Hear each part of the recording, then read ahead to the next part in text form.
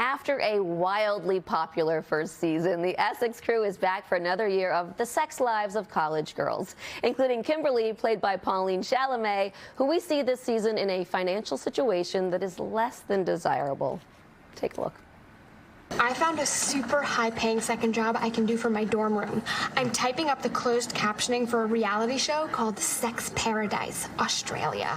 That's a job? It sure is. All I have to do is watch an episode, listen very closely, and type up what they're saying and the noises they make in the pleasure hut for 20 freaking bucks an hour. That's disgusting. How many episodes are they paying you for? It's 300 episodes a season.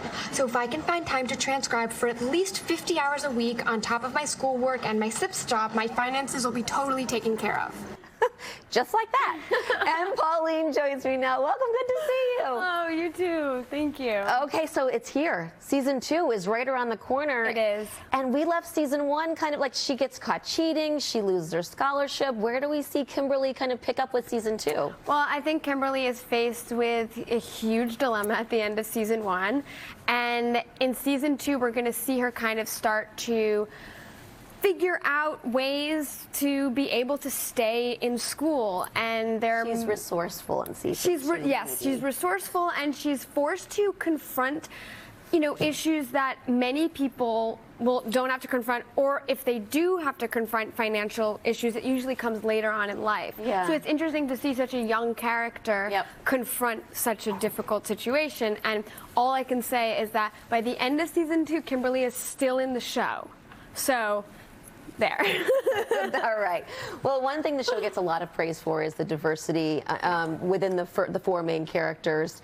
And we can really get to see this journey of these 4 very different people coming from different places. So what were some of the storylines that you related to most in last season? Oh, my gosh. Well, I mean, Mindy and Justin just do such an incredible job of being able to create these characters that are relatable to everyone no matter what. Yeah. But I know that the fact that Kimberly has to work through college was something that I had to do, and so I was really able to relate to her on that, because that is a lot of us had to. Yeah, and it's like I did too in college. And you're not usually sold on that narrative. It's kind of like, oh, you're going to go to college and you're going to be able to live these 4 years in purgatory and do all that, but there's another side to it sometimes, and so I really feel that I could relate to Kimberly's want to be a part of the school, and at the same time, she needs to look at other issues that she's confronted with that maybe the other girls aren't. So I was able to.